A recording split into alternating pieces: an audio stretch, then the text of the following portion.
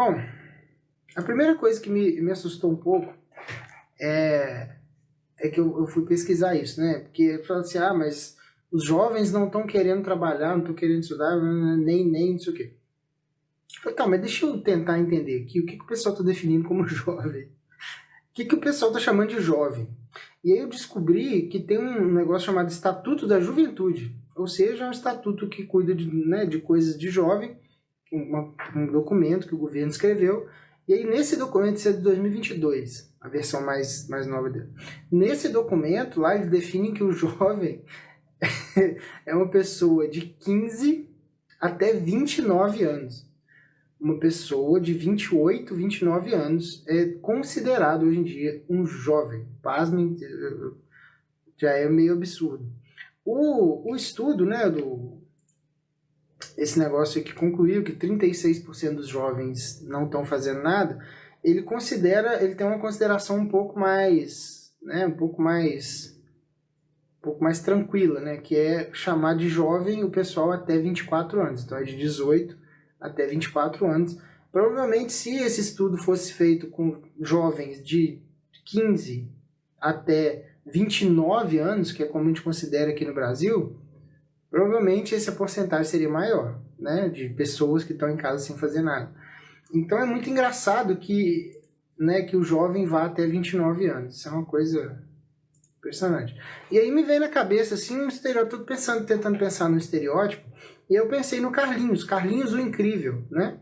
O Carlinhos o Incrível, ele é um jovem de 24 anos que já começou ali 2, 3 faculdades. Imagina, né? Vamos criar aqui um personagem pra gente conduzir essa história. Um rapaz de 24, 25 anos, 26 anos, que começou, né, 2, 3 faculdades, aí não gostei muito, essa aqui é meio difícil, essa aqui não sei o quê, e aí ele vai dando cabeçada, ou às vezes até já fez uma faculdade, né, acontece muito isso.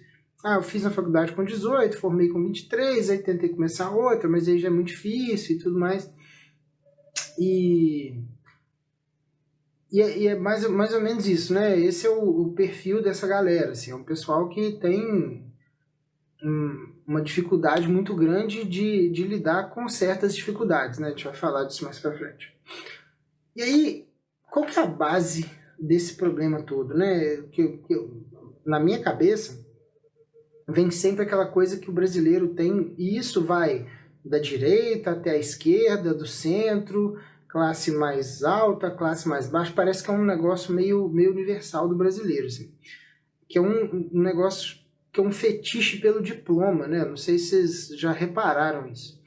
Existe um fetiche muito grande do brasileiro por papel, né? Papel, título, formação, coisa que ele prega na parede, né? É uma espécie de carteirada que o pessoal costuma dar e funciona bem, porque, no geral, todo mundo valoriza muito, né? Quanto mais papéis a pessoa tem na parede, melhor ela é. E isso é uma coisa universal no Brasil. Isso desde, como eu disse, né? Desde do mais rico até o mais pobre, né? Você tem que fazer uma faculdade, você tem que fazer isso aqui. Daí isso vem mudando um pouco, eu imagino, né? Porque eu não tenho muitas essas conversas com as pessoas, né, por aí, mas eu imagino que isso vem mudando porque não é possível, né? As pessoas estão se formando em tudo quanto é tipo de curso e estão vendo que estão dando com a cara na parede, porque realmente a demanda ela tem sido, né, não tem aumentado tanto assim, e a oferta de cursos e de faculdades e aí programas de incentivo, tudo quanto é desse tipo de coisa vem aumentando demais, né? Sempre, né? Não sei se no governo que foi do Bolsonaro teve tanto aumento assim, provavelmente tem, porque o governo, quanto mais ele distribui de benesses, melhor. O Bolsonaro não era imune a isso. Mas com certeza, se teve algum freio, alguma diminuição dessa distribuição de incentivos, não sei o que, para diploma, com certeza o Lula retomou isso, porque é bem o perfil dele. Então, assim, você tem um brasileiro que é completamente apaixonado por diploma, você teve um contexto, né, recente agora de pandemia, que é um contexto onde foram fuzilados trocentos empregos, né? Várias empresas quebraram, várias coisas aconteceram, mudou muito o paradigma de tudo. E aí muita gente foi mandada embora, porque não precisa mais do trabalho, porque agora é tudo online. E aí o pessoal percebeu que não precisava de tanta gente trabalhando assim. Conseguiram dar soluções para as coisas de forma mais automatizada, de forma mais online. Isso foi um outro agravante, né? Então, pensando aqui só em contexto para a gente começar a entrar realmente no conteúdo. Uma outra coisa que é muito importante no contexto, assim, no geral da formação do que os pais vêm fazendo com os filhos, né? É uma busca desenfreada por felicidade. Os pais, eles falam muito que querem ver os filhos felizes, né? Eu faço tudo pela felicidade do meu filho. Eu faço tudo para fazer meu filho feliz. Eu não meço esforços, porque minha vida é direcionada para fazer meu filho feliz. Tudo o que eu penso na minha vida vem para trazer felicidade para o meu filho. Ou então aquela coisa assim, vou dar para o meu filho tudo aquilo que eu não tive. Vou proporcionar a ele... enfim, tudo do bom e do melhor, né? Isso passa pela questão do estudo, né? Mas não só do estudo, passa por outras coisas também. Então, junto com essa busca pela felicidade que os pais vivem colocando na cabeça do filho, que é isso é o que a coisa mais importante do mundo, é isso que você devia estar fazendo, você devia fazer o que te faz feliz, porque mamãe e papai faz tudo para você e você fica muito feliz o tempo todo. Pelo amor de Deus, por favor, não fique triste, fique só feliz. Tem muito disso. E uma outra coisa que vem junto com isso, né, vem que meio que colado, meio que acoplado nisso daí, é uma puta de uma pressão enorme. Por quê? Se o papai e a mamãe estão fazendo tudo, te dando tudo do bom e do melhor, fazendo tudo para você feliz, para você ficar feliz, não poupando esforço, dedicando, não sei o que, o que acontece com esse jovem, né, com essa criança, com esse adolescente? Cara, ele não tem opção de não ser a pessoa mais incrível do mundo. E mesmo quando os pais não falam isso, né, a pressão é natural. Isso porque tem alguns pais que realmente falam, né? Não, filho, você tem que ser a pessoa mais incrível do mundo, você é incrível, você tem tudo em casa, você só estuda, né? Uma coisa que a gente ouve falar muito, você só estuda. Se você só estuda, você tem que ser a melhor pessoa do mundo para estudar. Você tem que tirar as melhores notas, você tem que ser participativo, você tem que se dar bem com os professores, ser, né, sentar lá na frente, ser um nerd e não sei o que, se dedicar, estudar muito, não sei o que, para ter as melhores notas para que você tenha um excelente futuro. Porque aí você vai fazer você tem uma base na escola e você entra na faculdade, você continua estudando, continua se dedicando, continua sendo a pessoa mais incrível do mundo, e aí 100% garantido, você vai ter um puta de um emprego, vai ganhar rios de dinheiro, e obviamente a missão do papai e da mamãe vai estar cumprida, porque eu consegui levar para você tudo que existe de melhor no mundo, te dei uma faculdade, te dei todo o melhor estudo do planeta, e aí você realizou a grande jornada da classe média brasileira, que é ter um filho estudado, né? Quantas vezes vocês já ouviram isso? Não, eu não estudei não, mas eu tenho sei lá, 2 filhos estudados, eu tenho 3 filhos estudados, tal.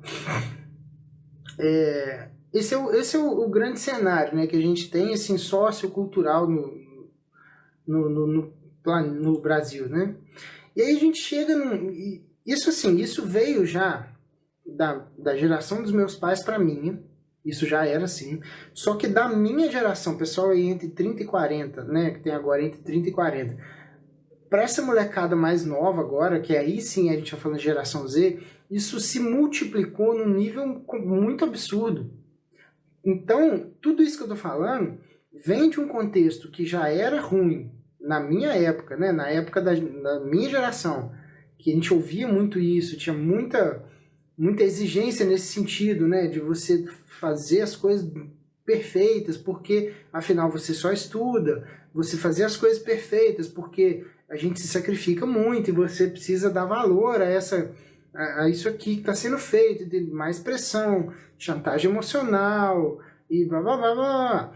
Na próxima geração, da minha para a próxima, isso se intensificou mais ainda, né? Então, eu consigo imaginar o que se passa na cabeça de uma criança, de um jovem dessa, porque realmente não deve ser fácil, né? Porque aí você começa a acrescentar, além da questão da exigência da performance acadêmica, né? Que é o santo graal do brasileiro, né? Se você for bem academicamente, sua vida está resolvida, você não tem problema, você financeiramente vai deslanchar, você vai dar orgulho para todo mundo, vai dar orgulho para a família.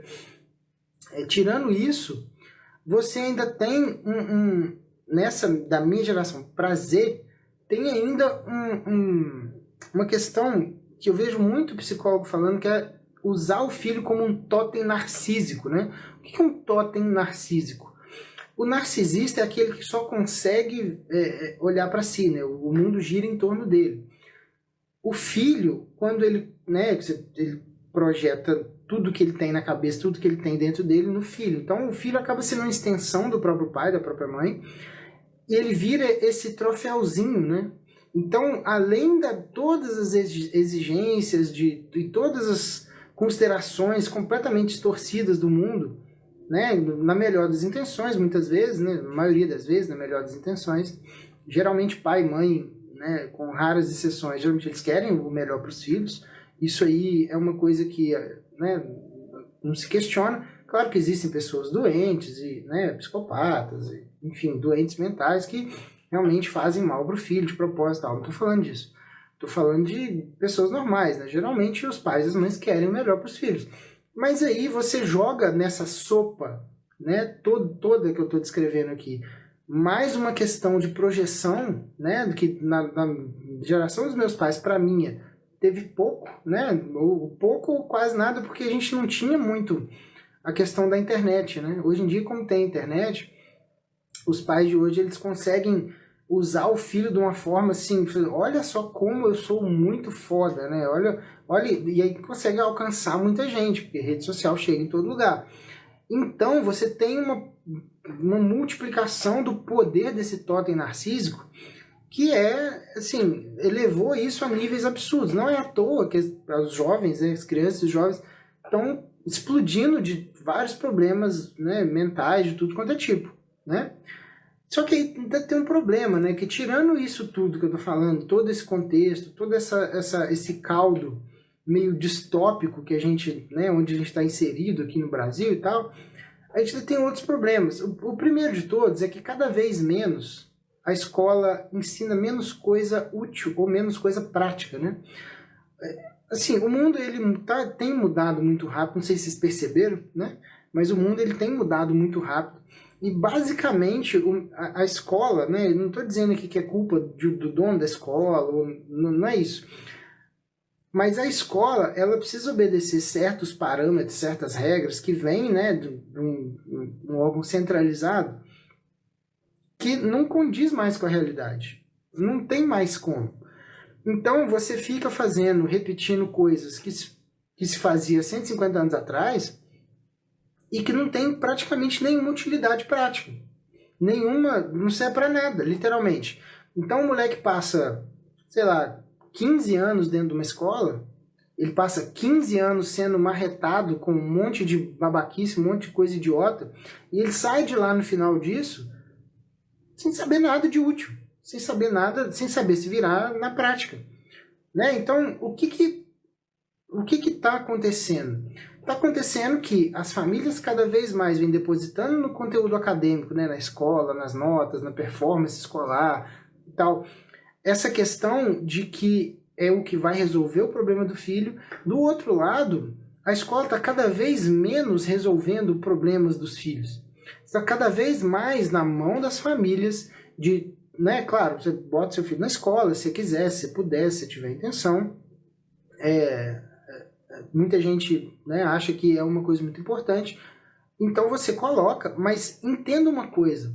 Não é a escola que vai formar o seu filho para a vida. A escola vai ensinar para ele coisas pontuais, né? Matemática, ali um negocinho de física, um negocinho de química, uma coisa ou outra ali, de história e geografia, por exemplo, vai ensinar, né, quase tudo errado. Português, vai ter que decorar umas coisas ali, mas beleza, ensina alguma coisa ainda. Literatura, com raras exceções, vai te ensinar absolutamente nada. Eu lembro que a gente tinha uma lista de livros, né, no começo do ano para ler, né, para as aulas de literatura e tal. E aí, como não tinha PDF na época ainda, a gente tinha que comprar esses livros. E aí comprava os livros, e eram uns livros assim, cara, que hoje pensando, né, pô, beleza, são clássicos da literatura, um Dom Casmurro da vida, uma coisa assim, Vidas Secas da vida, mas não é coisa pra você dar pra uma criança de 13 anos ler, cara. Eu fico imaginando assim, porra, você pega, por exemplo, um cara igual o Machado, que eu sou um cara que tomei ódio de Machado de Assis durante toda a minha época de escola, porque eu não conseguia ler aquela merda. Não tinha orientação nenhuma, praticamente. Você tinha que ler aquele livro ali porque tinha uma prova para fazer, e chegava na prova, ao invés do professor tentar tirar umas coisas importantes, interessantes, lições, o Machado, eu não sou muito especialista em leitura de Machado de Assis, mas todo mundo que eu vejo que tem um nível cultural alto fala que o Machado ele fala muito dos dramas humanos, principalmente dos dramas típicos do brasileiro, né? Então ele fala diretamente com a alma do brasileiro, ele expressa aquilo muito bem. Eu fui aprender isso depois de velho, estudando por minha conta. Fui aprender que isso é Machado de Assis, né? Para mim era só uns negócios chatos que tinha que ler para fazer a prova. Então, assim, você queima boa parte da história da literatura brasileira, que tem sua importância, tem as suas contribuições, entregando isso na mão de crianças de 12, 13 anos, sei lá, quinta, sexta série, e falando no final do bimestre lá, faça um resumo do livro. E é isso, a literatura era, na minha época era basicamente isso. Hoje eu não sei nem se tem literatura. Mas então é tudo muito, muito mal conduzido. Existe como eu disse, né, as escolas são meio que vítimas disso também, porque no fundo elas têm que obedecer uma coisa que vem de cima, e tem que enfiar não sei quantas 1000 horas aula, e tem que enfiar sábado letivo, e tem que enfiar não sei o que, e atividade não sei o que. Aí tem o dia do índio, tem o dia da água, tem o dia do não sei o que, tem que fazer atividade disso. No final das contas, passa muito tempo lá dentro, e coisa prática de verdade, não aprende praticamente nada. Esse é um ponto. Então, as famílias deviam estar preocupadas, na real mesmo, e aí já falando aqui né, de como é que a gente previne isso, as famílias deviam estar preocupadas em como é que eu vou pegar situações práticas da vida, situações práticas do cotidiano, e eu vou colocar o meu filho, vou expor meu filho a elas, de forma que eles entendam, através da experiência, como é que lida com aquelas situações. No fundo, essa é a grande questão. E não é a escola que vai fazer isso. Precisava do pessoal botar isso na cabeça. Mas, pelo jeito, o pessoal ainda está com aquela fé de que vai entrar num túnel, né? Que a túnel é a escola, assim, os anos escolares, entra num túnel aqui, no final lá sai pronto, e já sai ganhando o mundo, né? Desbravando todas as dificuldades e tal. Não é assim que vai acontecer, não é assim que está acontecendo. Cada vez menos é isso, porque o mundo muda muito rápido, a escola não muda nada praticamente. Há, sei lá, 100 anos. Se você pegar um viajante do tempo, o cara veio de 200 anos atrás e veio para cá, provavelmente a única coisa que ele vai entender de verdade é a escola, porque é exatamente igual era na época dele. Né? Então, assim, a família precisa tomar frente disso. Outra coisa, que é um problema muito sério. Esses jovens, como eles não aprendem absolutamente nada que presta, né? Seja na escola e seja com a família também não tem ensinado absolutamente nada. Os meninos ficam o dia inteiro fazendo o que eles querem, ficam o dia inteiro, né, com o eletrônico, mexendo com tela. Se não está jogando videogame, está assistindo o gamer do YouTube jogar. Isso é um negócio que eu nunca consegui entender. Então, pela incapacidade deles, eles começam a ver que eles são muito incapazes de fazer as coisas, é muito natural que eles desistam. Se você... Pensa comigo, você não aprendeu a fazer nada de útil sua vida inteira. Você fez lá a escola, aí foi lá até o 3º ano, e isso se chegou a formar, né? Porque às vezes nem forma, falta muita aula, os pais eles trabalham muito, tem como ficar olhando isso, então repete de ano, e não sei o que, tem que fazer depois do supletivo para formar, para tirar o... Né? E aí beleza, e aí depois você vai chegar no mercado de trabalho. Ana Júlia, boa noite. O pessoal chegando aí. E aí vai chegar no mercado de trabalho, o que vai acontecer? Ele não vai saber fazer porra nenhuma, porque ele não aprendeu a fazer porra nenhuma. Então ele vai chegar lá e não vai conseguir lidar com nada. Ele não vai conseguir, né, lidar com os colegas de trabalho, né, geralmente 18 anos, ele está começando um estágio, ele não vai conseguir lidar com os colegas de trabalho, ele não vai conseguir lidar com prazo, ele nunca teve isso, ele nunca viu isso na vida, né? Ele não vai conseguir lidar com... ele vai chegar e vai colocar as ideias dele, sei lá, numa reunião, ele vai falar alguma coisa, alguém vai rir da cara dele, fala, cala a boca, estagiário, ideia de merda, cala sua boca, não, sai fora, ninguém vai fazer isso aqui não. Ele começa a ter muitos problemas desse tipo. E aí, o que é mais natural dele fazer é desistir, né? Eu lembro de uma história do Leandro Ladeira, né? O Ladeira é um marqueteiro, talvez um dos caras mais geniais que eu já vi, assim, de marketing. E ele conta uma história numa live que ele fez com um aluno dele, que o pai dele, do nada, assim, deu 15 anos de idade, eles tinham uma alhação em casa, assim, o pai dele olhou pra ele, assim, presta atenção, amanhã você vai trabalhar. Do nada, assim. E aí, amanhã você vai trabalhar, vai lá no escritório e tal, você vai ser office boy e é isso aí. Amanhã você chega lá e trabalha. E aí, o que aconteceu? Ele foi meio esquisito, assim, beleza, vou lá e tal. E não era uma questão de necessidade, né? Ele não tinha necessidade de colocar dinheiro em casa. O pai dele tinha uma situação, né, razoável, mas era pela questão da experiência, né? Então o pai dele foi lá e falou, amanhã você tá indo trabalhar no lugar tal, na empresa tal. Chegou lá, passou o dia trabalhando, voltou para casa e falou, pai, eu não queria voltar mais porque eu achei muito ruim. Inclusive tem uma questão, né, complicada de desvio de função, que no final do dia o seu fulano lá, o dono da empresa, falou para eu recolher o lixo do banheiro. Falou para eu recolher lá e o lixo dos banheiros e tal. Eu não gostei, eu achei aquilo meio esquisito, não é minha função, eu sou office boy, tenho que recolher lixo do banheiro e tal. O que um pai da geração Z falaria hoje? O que um pai da geração Z, né, o pai da minha geração falaria para um moleque de 15 anos hoje da geração Z? Ô, meu filho, ô, lindão, então tá bom, filho, vem cá, fica aqui pertinho da mamãe, fica aqui pertinho do papai, não precisa disso não, realmente, né, ficar pegando lixo de banheiro, nossa, cheio de cocô, cheio de xixi, cheio de absorvente sujo de sangue, né, com cheiro ruim. Ô, filho, desculpa papai, tá? Desculpa papai, a gente vai resolver isso aí, fica aqui pertinho do papai, não tem problema não, tá? Fica tudo bem, eu vou ligar pro seu fulano, vou falar com ele que você não vai, tá tudo certo. Isso é o que geralmente o pessoal faz hoje. O que o pai do Ladeira fez? Isso aí é um negócio que eu achei muito legal, que eu vou usar com certeza, né? Quando ele falou assim, pai, não gostei não, porque o trabalho não é o que eu achava, e no final do dia teve desvio de função, o cara me pediu para tirar o lixo do banheiro. O pai dele falou assim, você não gostou de tirar o lixo do banheiro? Não, você ficou ofendido? Então é o seguinte, além de você realmente continuar trabalhando, a partir de amanhã, você vai todo dia recolher o lixo do banheiro aqui de casa. Pronto. Resolvido. E eles tinham uma empregada, né? Ele fala isso na live. Tinha empregada. A questão não é a necessidade, nem a questão do trabalho por necessidade, e nem a questão de fazer o serviço, de tirar o lixo do banheiro por necessidade, porque não tinha ninguém para fazer. Não era isso.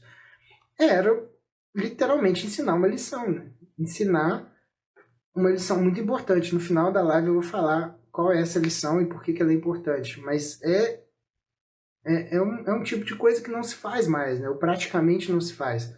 E um pai que fizesse isso hoje provavelmente seria muito mal visto no meio dos pais, né? no grupo de WhatsApp dos pais lá da escola e tal. Que é a superproteção, né? A superproteção enfraquece aquela pessoa que está sendo superprotegida. No caso de um jovem, ele é mais pesado ainda, é mais cruel ainda, porque você está enfraquecendo uma pessoa que já é fraca.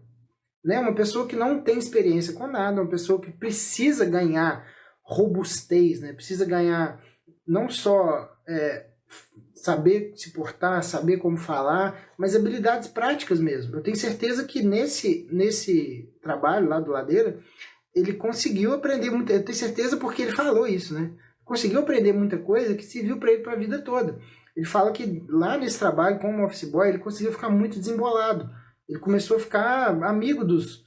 Porque como ele levava para fazer serviço de banco, ele era o único dos office boy, imagino que isso seja só um modo de falar, mas ele era o cara que dizia que não pegava fila, porque ele foi ficando amigo do pessoal dos bancos, e ele chegava e era atendido rapidinho, porque ele foi ficando, né, solto, ele sabia conversar com as pessoas, sabia tratar as pessoas, sabia sei lá, de repente agradar as pessoas, e ele conseguia fazer o trabalho dele do jeito melhor.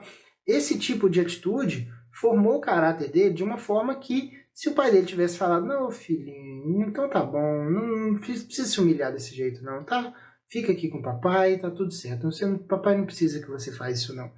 Se tivesse feito isso, não teria aprendido isso e uma série de coisas que ele provavelmente aprendeu no trabalho, que fariam dele, né, o cara que ele é hoje, o cara que tem uma empresa multimilionária e faz o que ama, é um cara, parece que é super realizado e tal. Então, recapitulando aqui os problemas que a gente vê, né? A escola não ensina nada de útil, de prático.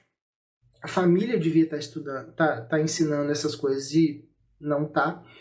O jovem, pela incapacidade prática dele não conseguir resolver certas coisas, ele começa a ser super protegido, o pai fica com pena. E a penúltima coisa, né?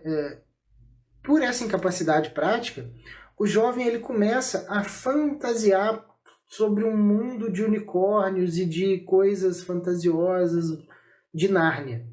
Então ele começa assim, não, porque aí que começa, né? A pessoa começa a se engajar nas causas, né? Aí tem uma causa para ele, porque ele não consegue suportar 2 dias de trabalho recolhendo lixo do banheiro.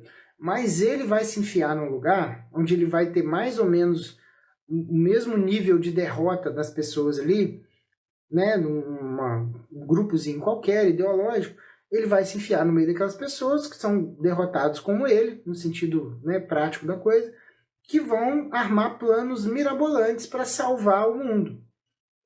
A maior prova disso é... A maior prova disso é aquela Greta Thunberg, né? Eu não sei, agora ela já deve ter, sei lá, uns 30 e poucos anos, mas quando ela apareceu, o pessoal levou ela na primeira aparição dela de todas, né? Aquela do How dare you, não sei o que ela ficou, fez com a carinha dela, How dare you, né? Ficou dando esporro lá nos velhos lá, tudo, nos políticos lá, dos caras mais poderosos do mundo. Aí tem lá uma pirralha lá de uma fedelha de 20 anos dando esporro nos caras. Vocês roubaram a minha infância, vocês roubaram a minha vida, como é que vocês se atrevem? Tudo isso por dinheiro, vocês são maus, vocês velhos maus. Eu vou salvar o mundo, eu no alto da minha capacidade imaginativa aqui, vou salvar o mundo de vocês que vão acabar com o mundo com combustíveis fósseis. Então, o mundo inteiro começou a dar palco para esse tipo de idiota. E aí o que acontece? O jovem ele começa a ficar estimulado a passar o foco dele, que deveria ser do aprender a baixar a cabeça, falar com o chefe, beleza, deixa comigo, e pegar a porra do lixo do banheiro. Ele começa a pensar nas baleias do mar Índico e não sei o que, e blá, blá, blá, blá, blá. Isso é muito estimulado, tá? Isso é muito, muito, muito estimulado. Você vê a própria escola, né? As discussões que você tem no ambiente escolar, geralmente os professores e tal, você pede para fazer redações, pede trabalhos e tal, pedindo o jovem para solucionar alguma coisa assim que, porra, ele não... Caralho, a maioria deles não consegue nem ir para a escola sozinho, precisa do pai para levar de carro. Mas aí o porra do jovem, ele vai solucionar o conflito de Israel e Palestina. Sabe?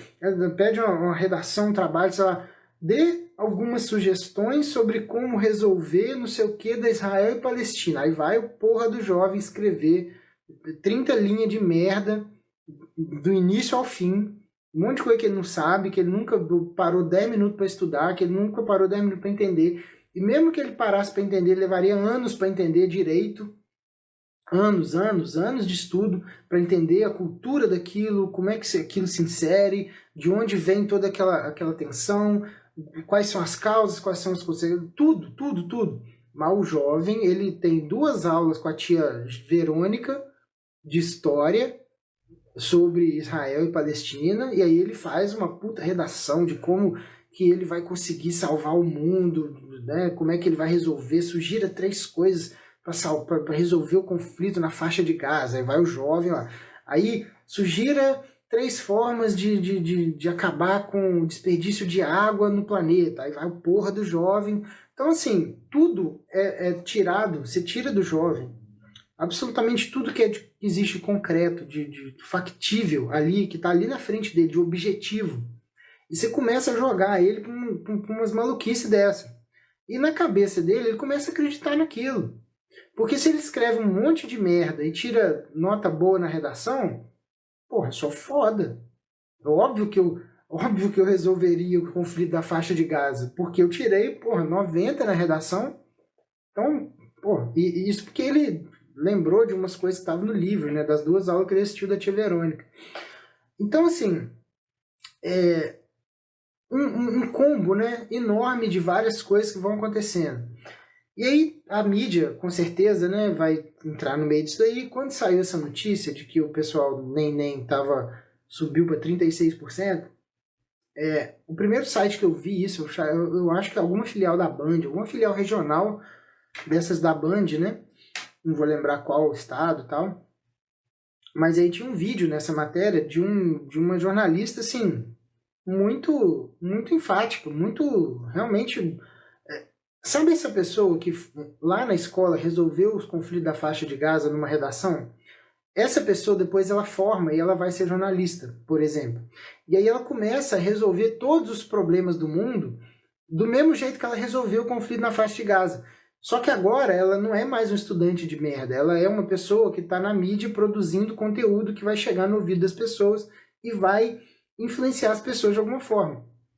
Então, essa jornalista, ela estava fazendo, era um vídeo de, sei lá, uns 12 minutos, e ela falando basicamente assim que, né, concordando que era um absurdo, isso aqui não pode acontecer, isso aqui é horrível, isso aqui é um problema, isso aqui é complicado. E aí, a solução que ela dava era basicamente assim, porque o governo tem que incentivar esses jovens. Então, o moleque, ele se tornou um completo imbecil porque ele foi super protegido. E aí a solução que a jornalista tem, a melhor solução que ela tem para resolver esse problema é proteger o jovem ainda mais. É ter programas de incentivo, aí o jovem tem que ter programa de incentivo para ele estudar mais, para ele se capacitar, para ele fazer uma pós, para ele fazer um mestrado, para fazer tudo menos trabalhar, né? Menos produzir. Aí o jovem vai lá e não sei o que. Aí tem que ter programa de contratação de jovens. O que era antes, existe um programa que chama Menor Aprendiz, né? Não sei se é estadual ou se é nacional. Eu sei que aqui em Minas, eu trabalhei numa rede de farmácia que tinha um jovem aprendiz, mas é jovem mesmo. Era moleque de, sei lá, 15 anos, 16 anos. Não um jovem igual na definição aqui no Brasil que vai até 29. Então... É complicado você tentar ajudar um jovem de 28, 29 anos que não consegue, ou não quer, ou desistiu, ou sei lá o que, não tá afim de trabalhar, né? Aí o governo tem que... Não, porque tem que ter mais um imposto, não sei aonde, para tirar um dinheiro de uma galera e dar o dinheiro para esses jovens para ver se eles decidem fazer alguma coisa. Tem que pagar pós-graduação pro jovem, porque o jovem tá desestimulado. Tem que fazer não sei o que, né? E aí foi, cara. E a solução da jornalista é só isso, que eles conseguem pensar só nisso, né? Tem que incentivar, tem que ter programa. Aí daí, provavelmente, eu não vi o vídeo todo, né? Provavelmente ela vai falar do FIES também, né? Vai falar de um monte de... Né? Então, assim, a cartilha é toda bonitinha, né? Esse jovem que tava lá atrás falando merda lá nas redações lá da tia Verônica, agora ele tá na redação. Fala, filho, beleza, cara? Boa noite.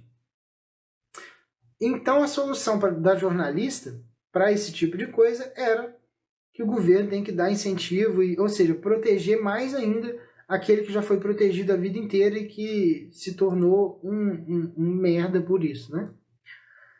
Então, qual que é a dura realidade? Esse jovem que nós estamos discutindo aqui, nós estamos construindo aqui, que nós estamos, né, trazendo aqui, o Carlinhos lá, de 24 anos, que tentou lá 2, 3 faculdades, parou na metade, voltou, foi para casa do pai, joga videogame, aí, né, sai um pouquinho, vai um pouquinho na academia, vai não sei o que, joga videogame, conta com os amigos e tal. Ele vai chegar no mercado de trabalho, ele vai tomar porrada uma atrás da outra. Porrada atrás de porrada. Por quê? Primeiro que seria o normal, né? Quando você é jovem, você incapaz de muitas coisas, você não tem experiência, não tem nada. Então você vai lidar com muita dificuldade, óbvio. Você vai lidar com muita contrariedade, as pessoas vão te contrariar o tempo todo, porque você só vai falar merda, a chance de você falar merda é muito grande. Não tem experiência, cara, não adianta. Você vai precisar de um certo nível de resiliência para que você consiga, né, ouvir um monte de merda o tempo todo e falar assim, não, beleza, vou continuar aqui, Ô fulano, obrigado, às vezes a pessoa te xinga, mas dentro do xingamento você consegue aprender alguma coisa que realmente a pessoa tá certa, às vezes tá fazendo uma merda qualquer, pode não estar falando do jeito mais educado do mundo, mas você tira uma lição daquilo. Isso é uma resiliência que o jovem não tem. E aí, toda essa necessidade de evolução que o jovem precisa ter na cabeça, cara, olha só, eu sou um merda, eu já entendi isso. Para onde que eu vou agora? Sabe? Porque o grande problema é o jovem não achar que ele é um merda. O grande problema é o jovem achar que ele é uma pessoa muito especial. Que ele é uma pessoa assim que está destinada a grandes coisas. Está destinada a mudar a forma como o mundo se organiza, porque ele sabe, porque ele acreditou no que o papai e a mamãe dele estavam falando, que ele é muito especial, que ele é muito legal, que ele é muito bacana, e que é para ele não aceitar nada menos do que ser tratado como muito especial, porque ele virou o totem narcísico do pai e da mãe, né? Ele virou objeto do narcisismo do pai e da mãe, que geralmente o narcisismo é com a gente mesmo, mas como ele é uma extensão do pai e da mãe, ele não fez essa separação ainda porque os pais não deixaram ou porque não estimularam, então ele continua sendo parte integrante da mãe ou do pai, e aí ele começa a acreditar nas merdas que botam na cabeça dele, então ele se acha uma pessoa muito boa para ser tratado desse jeito que ele está sendo tratado no mercado de trabalho.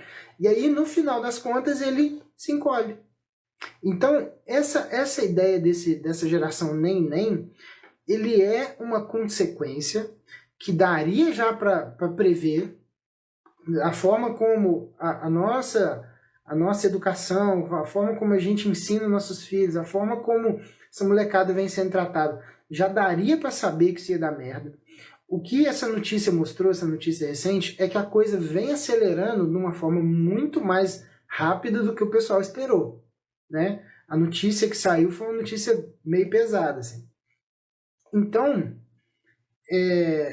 o moleque chega no fundo do poço, esse dia tá vendo umas matérias até antigas, de 2, 3 anos atrás, e a forma como esses moleques falam, né? O moleque tava lá, sei lá, o João lá, 20 anos dentro da casa da mãe, aí tem 3 brincos aqui em cima, mais um aqui embaixo, a sobrancelha furada, tem um cabelinho meio que, você vê que é um cabelinho feito em salão, você vê que é não sei o que, você vê que o moleque tá bem tratado ali dentro. Você vê que o moleque ele tá tendo uma vida, porra, show de bola ali. E aí o que ele fala na entrevista pro repórter é tipo assim, pois é, porque minha mãe não me entende, né? Porque ela é muito certinha com as coisas, eu já sou um pouco mais largado, e aí a gente anda tendo muita confusão, a gente tendo muita briga, porque a gente discorda de muitas coisas na vida.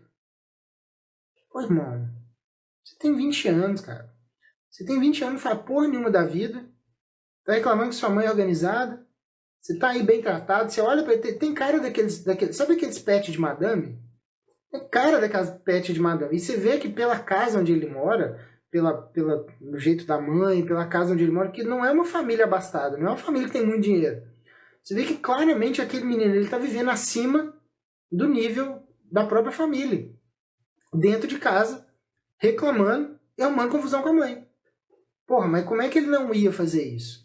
Se tudo isso que eu tô falando aqui tem 40 minutos, veio acontecendo num ciclo assim, numa velocidade absurda, e agora de forma exponencial.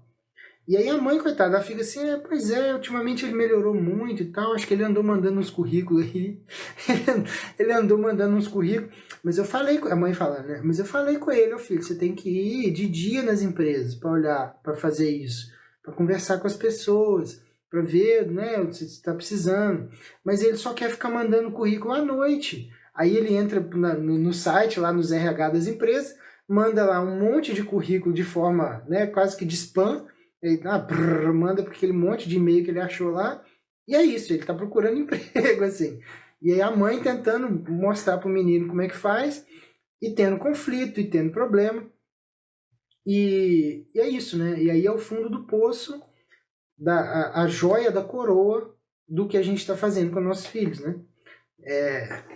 Esse é o problema todo, porque o que faz, né, depois que chega nisso? Primeiro, né, como é que não chega nisso? Como é que a gente não chega nisso?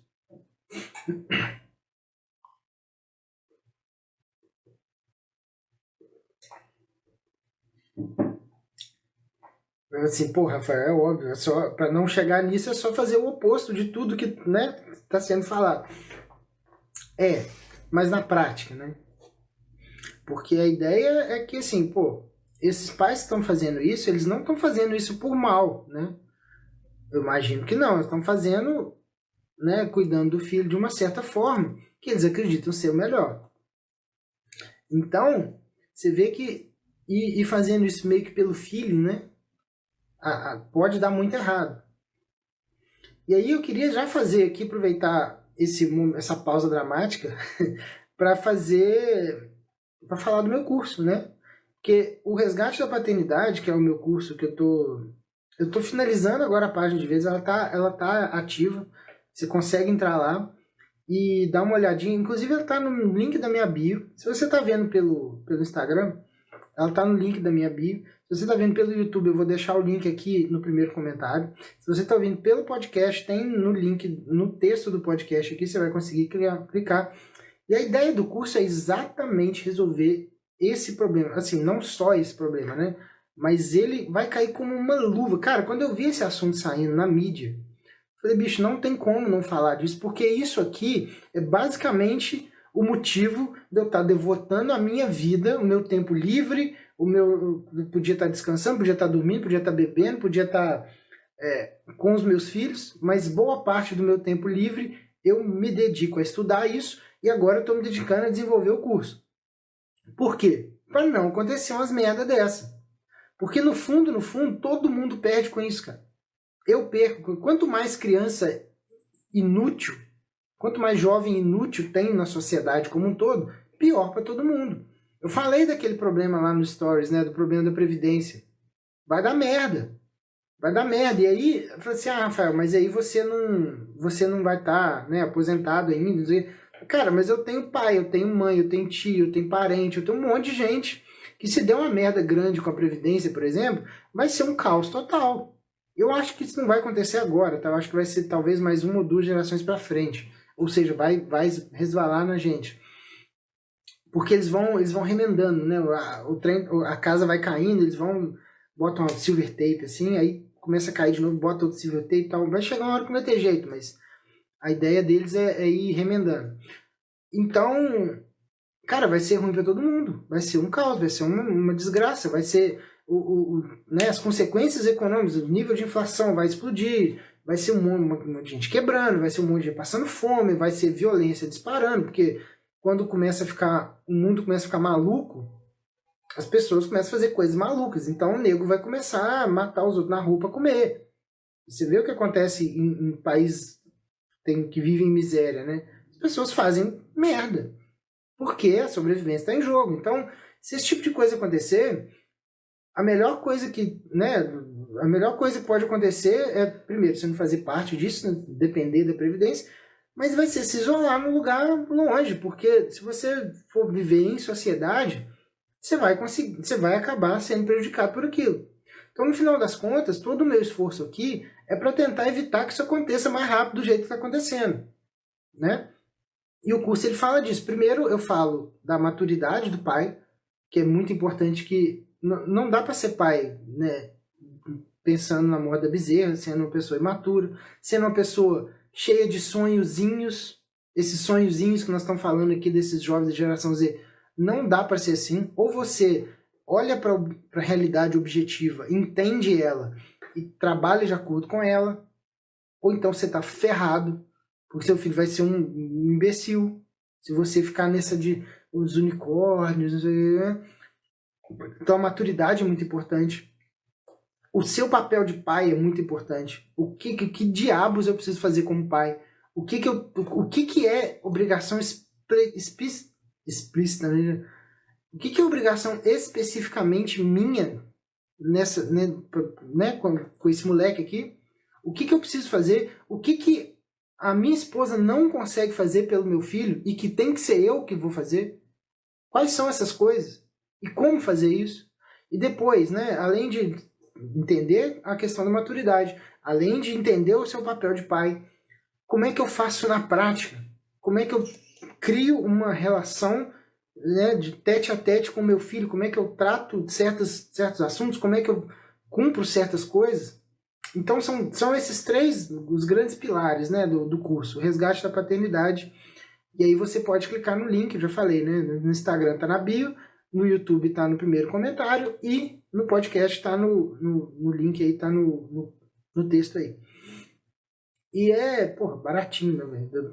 Se você dividir de 12 vezes, sai a menos de R$40, acho que 39, alguma coisa, de 12 vezes. Pô, compra o curso. E aí você pode ficar 21 dias sem, né? Você pode assistir tudo que você quiser e 21 dias depois, cara, sei lá, não era isso, não gostei e tal. Você tem 21 dias para pedir o reembolso. Então, barato, você pode pedir reembolso, né, dentro de 21 dias, a hora que você quiser. E é muito importante, porque tem todo esse fluxo, né, para você chegar a ser o pai que você precisa ser, para você conseguir ser uma espécie de herói para seu filho. E ser um herói para seu filho não quer dizer tratar ele igual um débil mental. Na verdade, é o contrário, né? Então, como é que a gente resolve isso? Eu vou tomar mais uma água para a gente resolver esse negócio. O objetivo do curso é não deixar chegar nesse fundo do poço que a gente está vendo aqui. Mas aí, saindo do fundo do poço, como é que a gente chega num ponto que a gente fala assim, cara, minha missão foi bem cumprida. É isso aqui que devia acontecer, é isso aqui que o meu filho precisa ser, e o que eu fiz foi isso, isso, isso, isso. Como é que a gente constrói esse cenário? A primeira coisa que seu filho precisa aprender a fazer é servir os outros. É a primeira coisa. Ele está dentro de casa, você tem contato praticamente diário com ele, mesmo que seja pouco tempo. É muito importante que você bote na cabeça do seu filho que ele precisa servir os outros.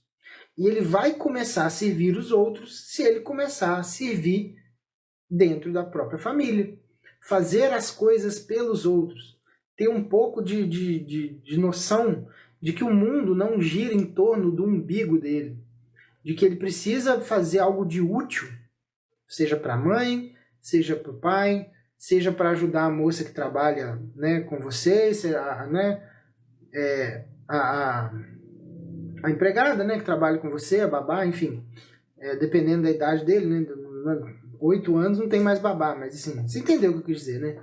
Seja para facilitar o trabalho da pessoa, não é porque, não tô pagando aqui a babá e foda-se.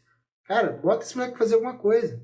Ele precisa entender algumas coisas, ele precisa, até para desenvolver ele, até coordenação motora, né? Porra, aqui em casa o Rafa, a Pela sempre leva o Rafa para aguar as plantinhas lá, tem uma mini horta lá na cobertura lá, e aí o Rafa ajuda ela a aguar as plantinhas. Cara, não só ele tá ajudando, como ele tá entendendo que ele é parte da família, porque ele tem como ajudar, ele tem como contribuir, mas também ele consegue desenvolver coordenação motora para ele, né? De pegar a garrafinha assim, virar e tal. Isso para ele é super importante.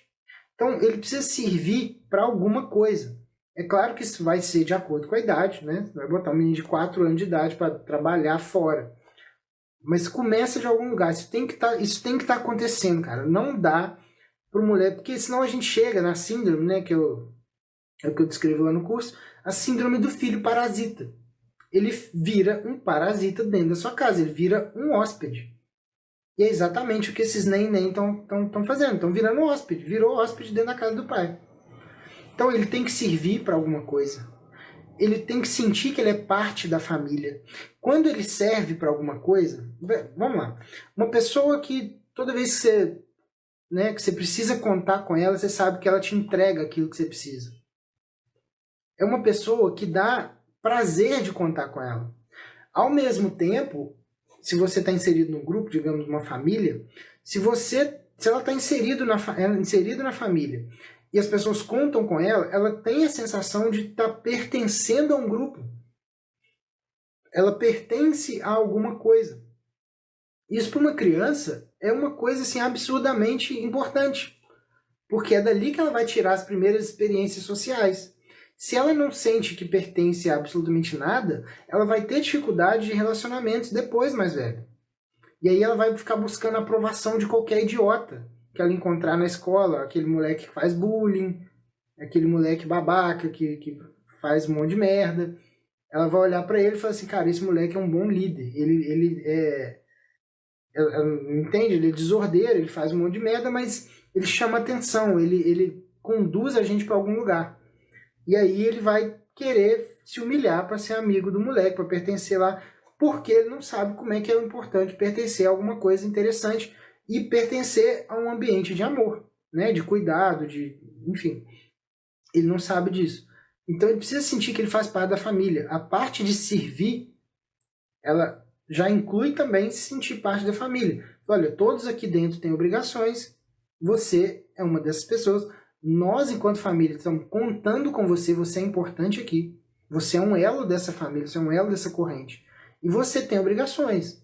Então, você precisa cumprir suas obrigações. Faz sentido isso? Eu estou falando uma coisa muito, muito fora da realidade, assim, muito absurda. Outra coisa, né, naturalmente, esse moleque vai chegar num ponto em que ele vai tá apto a trabalhar, né? E aí, eu queria até dar uma sugestão aqui, para que vocês não demorem a colocar o seu filho em alguma coisa, né, algum trabalho, que seja, mesmo depois que seja um horário depois da escola, né, estuda de tarde, bota para trabalhar em alguma coisa, sei lá, 12 anos, 11, 12, 13 anos, já dá para fazer alguma coisa.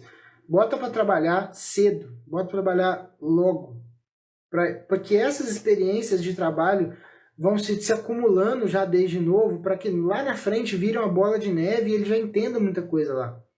Eu tava pensando nisso outro dia, que me veio uma ideia muito maluca com o Rafa, né? A gente tava vendo alguma coisa no Instagram sobre mesada, né? Os pais falando de mesada pro filho. Aí tem aquela maluquice, né? Que, não, a gente tem uma lista aqui de atividades, e aí a gente, eles têm que cumprir ao longo da semana. Se não, são 10. E aí se cumprir 7, aí ganha mesada. Show.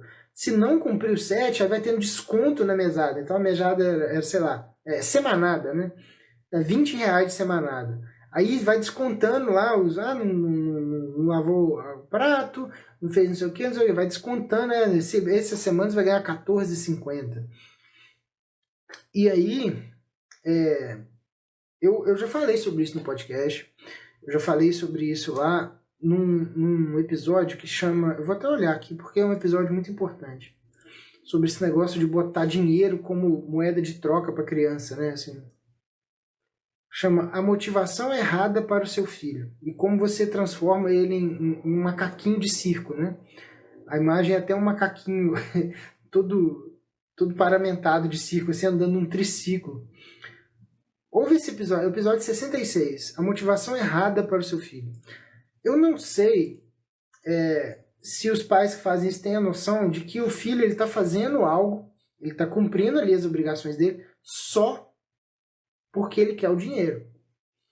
E aí você estimula ele a ser um moleque materialista, né? Materialista até no sentido filosófico da coisa, de que não existe nenhum motivo para eu me mexer a não ser dinheiro. Né? Não é para ajudar a família, não é porque é minha obrigação, não é porque eu ganho um benefício sendo organizado, cumprindo minhas obrigações, não é porque a casa fica mais organizada quando eu faço minhas coisas, não é porque a minha família conta comigo, é por causa do dinheiro. Né? Então eu não sei se eu faria, eu não faria isso, tá? Esse negócio de trocar serviço dentro de casa por mesada, essas coisas, eu não faria isso. O que eu tava pensando esses dias, eu tive uma ideia muito louca, assim. Então, eventualmente o Rafa vai, né, chegar a uma certa idade, vai pedir algum dinheiro, uma semanada, alguma coisa assim. A primeira vez que ele me pedir isso, eu preciso mostrar para ele como é que ganha dinheiro. E aí eu já tenho isso na cabeça, assim, é claro que eu vou lapidar essa ideia, né? Tô falando aqui em primeira mão uma coisa que veio bruta na minha cabeça, eu não sei se vai ser isso. Mas imagina que louco, cara. Eu pego aqui alguma coisa aqui dentro de casa, entro na despensa aqui e tal, eu tenho lá um biscoito, alguma coisa assim. Pego lá, filho, você quer dinheiro, filho? É mesmo, você quer dinheiro? Vamos fazer dinheiro? Vamos oferecer para as pessoas alguma coisa? E aí a gente troca isso por dinheiro? Que tal? E aí eu vou com ele, eu não sei com que idade, tá? Igual falando, eu tô fazendo aqui uma coisa bruta, não sei, nem formatei isso direito. Mas pega aqui um pacote de biscoito e vamos pra rua. Vamos passar ali numa avenida grande, eu e meu filho, e tentar vender esse biscoito.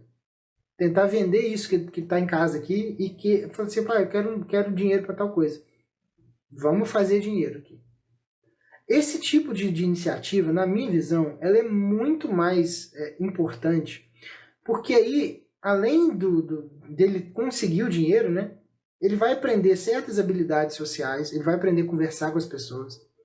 E mais do que isso, ele vai aprender que se ele quiser algum benefício, ou seja, se ele quiser o dinheiro, nesse caso é o dinheiro, mas pode ser qualquer benefício, ele precisa dar alguma coisa em troca, ele precisa fazer algo para alguém, ele precisa construir alguma coisa, né?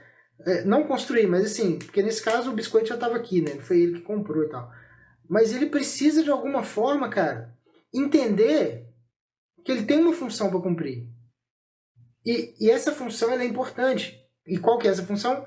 Dar para os outros alguma coisa que eles precisam. Na hora que ele realmente for trabalhar, a cabeça dele vai estar voltada para assim, cara, o que eu preciso aprender que é útil, né, para as pessoas e que as pessoas me pagariam dinheiro para isso. Então, esse tipo de mentalidade, outro dia me veio isso na cabeça, eu obviamente vou formatar isso melhor, mas no final das contas eu acho melhor do que esse esquema de dar dinheiro. Virou a semana, toma aqui dinheiro. Sei lá. Então, essa mentalidade, essa forma de lidar com o filho seria, para mim, o antídoto contra esse negócio dessa geração Z, de nem, não sei o quê, nem estuda, nem trabalho e tal. E aí, o último ponto que a gente precisa falar, né? Beleza, fiz merda e o moleque já tá aqui dentro de casa. Eu sou pai, tenho um filho aqui de, sei lá, de 20 anos, 22 anos, 25 anos. Tem um moleque aqui dentro da minha casa e eu preciso fazer alguma coisa para resolver isso aqui, porque ele não quer trabalhar, não quer estudar, não quer fazer porra nenhuma. Nessa matéria que eu comentei mais cedo, desse menino que deu entrevista, que ele estava lá na casa dos pais e tudo mais, mostrou ele no computador dele. O computador dele é o seguinte, um puta daqueles computador gamer, com duas telas, uma tela aqui, e ele numa cadeira gamer. Ou seja, por que diabos ele sairia dali se ali está tudo... Todo o ambiente que foi criado para ele foi criado pelos pais. Ele está ali porque está cômodo. Ele está ali porque ainda não doeu o suficiente. Ele só está nessa vida de, não, eu tô aqui no meu momento, vou ver, mando uns currículos aí por e-mail de vez em quando de noite aí e tal, mas até hoje não apareceu nada, né, infelizmente e tal. Ele só está nisso daí porque tem alguém por trás bancando esse tipo de coisa. Então, qual que é a ideia? Que eu imagino que seja o único antídoto possível pro caso de já ter dado merda e do moleque já virou hóspede, já virou parasita. É dar um prazo para ele sair de casa. É a única coisa que eu consigo ver. Porque quando um menino desse já tem todos os vícios possíveis, todos os defeitos possíveis, criados por anos e anos e anos e anos, de educação super protetora, filho, busca o que te faz feliz, não tem problema, papai tá aqui, mamãe tá aqui, né? Todo esse arcabouço de emoções que esse menino sentiu, enfim, tudo isso que aconteceu, isso não vai ser rompido sem uma medida drástica. Então, na minha cabeça, eu não sei a melhor forma de fazer isso, tá? Não sei se é 15 dias, não sei se é 30 dias, não sei se é pegar as roupas do moleque e jogar pela janela, não sei se é conversar com um amigo para ver se ele faz uma transição, vai para casa de um amigo, e ali na casa do amigo ele junta com outro amigo, vai morar dividir apartamento, não sei, tá? Não tem como nem falar sobre isso porque eu não tenho essa situação, não tenho nem ideia. Mas eu acho que isso precisa ser drástico. Esse rompimento desse menino com a família, ele precisa acontecer e tem que acontecer o mais rápido possível. Porque quando você solta esse moleque no mundo, bicho, ele vai dar um jeito de se virar. Ah, mas ele vai. Porque a ideia que o pai tem, que a mãe tem, é que o menino, ele realmente, ele tá ali sentado no sofá fazendo vários nada, né? E que aí se você tirar ele de dentro de casa e colocar ele num ambiente onde ele precisa sobreviver, que ele vai continuar de boa sentado no sofá. Mas é óbvio que não. Se ele precisar, se ele sentir que doeu nele, se ele sentir que o calo tá apertando, que ele quer alguma coisa, que ele quer um biscoitinho melhor, que ele quer fazer, igual eu falei, né, que tá com o cabelinho todo arrumado, provavelmente em salão. Se ele quer fazer isso, bicho, vai ter que levantar daí e pegar um trabalho qualquer, pelo menos de início, né? Pega um trabalho de início qualquer e depois vai se desenvolvendo, vai aturando, vai aturar coisa que você não está acostumado a aturar. Vai ter, né, resiliência para conseguir crescer na empresa, crescer de cargo, vai estudar para se melhorar, para se capacitar melhor, mas estuda você, vai, não, vou fazer aqui uma pós, que eu vou fazer 3 anos de pós, e aí meu pai vai pagar a pós, e aí eu vou... Pega uma porra de um livro e vai ler, velho. Sabe? Esse para mim, seria a única forma de romper com um adolescente que já está num nível parasitário tão grande a ponto dele, né, tá sem procurar nada para fazer, sem estudar, sem trabalhar, sem porra nenhuma. Então, esse é o recado de hoje, né? Hoje a gente abordou essa questão da geração Z, desses nem, desse pessoal que nem estuda nem trabalha, que tá ali no momento. Tem um vídeo do...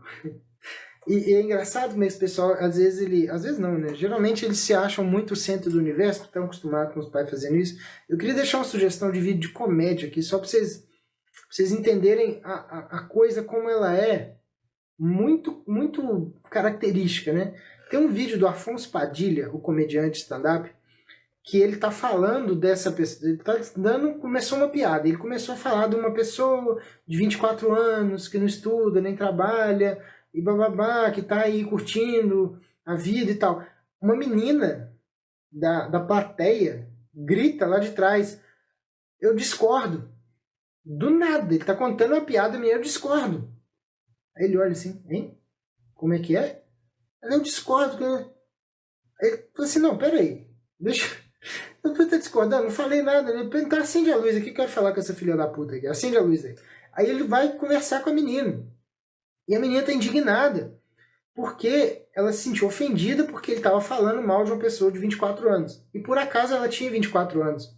E aí ela fala assim, nem todo mundo de 24 anos é assim. Eu trabalho, eu tenho meu carro, eu tenho não sei o que. Né? Você vê, mesmo a pessoa tendo um mínimo de expediente na vida, ela tem embutido dentro dela uma coisa uma visão do mundo autocentrada. O cara falou de alguém de 24 anos, automaticamente ela se sentiu ofendida como parte daquele grupo. No fundo, ela ainda não se entende como um indivíduo. É muito louco isso. Ela se entende como um representante de uma geração, provavelmente tem muitos planos para mudar o mundo também e tal. Então, esse vídeo do Padilha é muito legal, é muito engraçado. Chama Jovem Atrapalha Padilha, alguma coisa assim. Procura aí no YouTube, vocês vão achar isso nos shorts. E é muito legal. É só para dar um exemplo assim do jovem fazendo jovenzice, né? Então é isso aí. Se tiver alguma dúvida, se tiver algum questionamento, alguma sugestão, vou esperar, que sempre tem um delayzinho, né? Sempre tem coisa. Se quiser mandar aí alguma pergunta, Felipe, estamos à disposição. Se não tiver nenhuma dúvida, esse episódio ele vai estar no YouTube e no Spotify esse fim de semana. Se não tiver nenhuma dúvida, a gente fica por aqui. Pô, valeu, cara. Valeu, brigadão. Bom que você gostou. Espero que as pessoas estejam vendo isso depois também gostem. Isso vai ficar aí para a posteridade aí. Vai ser legal, né? Daqui a, sei lá, 10 anos, tá? Tô com meus filhos mais ou menos criados já. Tá lá o moleque lá com 13, 14 já, né? Se Deus quiser, já produzindo, fazendo alguma coisa, já se virando de alguma forma. Tem lá o estágiozinho dele lá, aprendendo o ofício dele em alguma coisa né, importante, tipo mecânica, marcenaria, enfim, alguma coisa útil de verdade, né? E eu vi isso aqui de novo, né? Daqui a 10 anos vai ser bem legal, cara. Eu espero que isso chegue em muita gente, que consiga ajudar muita gente. Tem essa visão, cara, de que a gente como pai precisa puxar o menino, a gente precisa não só puxar, né? A gente precisa empurrar eles para uma prateleira acima, cara. A gente precisa jogar, catapultar eles para cima, porque principalmente homem, né? Principalmente menino. A gente é preguiçoso, cara. A gente é preguiçoso, a gente é acomodado, a gente é, cara, a gente realmente é difícil, cara. Pro homem é difícil ter iniciativa pra caralho, sabe? Geralmente a gente é meio manso mesmo. E aí se o pai não pega esse moleque e fala assim, você daqui, você precisa vir pra cá, ó. E aí vamos fazer isso junto, mas você precisa vir pra cá. E aí chegou aqui, bom, beleza, parabéns, muito legal e tal. Agora a gente vai sair daqui e a gente vai pra cá. Se o pai não tiver essa visão, não tiver esse tipo de expediente, não tiver esse tipo de vontade, esse tipo de esforço, cara, o moleque vai cair num limbo. Não tem o que fazer, né? O mais natural é que aconteça isso. Então, é legal deixar essas lives aqui para a posteridade e saber que daqui a 10 anos eu posso olhar isso aqui e ver se realmente eu consegui cumprir isso aqui, se isso aqui tá, né, se correu tudo bem, se não, o que aconteceu, de repente, e fazer uma outra live falando sobre, né, a experiência de ter feito isso.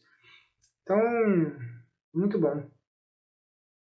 Bom, se não tiver mais nenhuma pergunta, ficamos por aqui.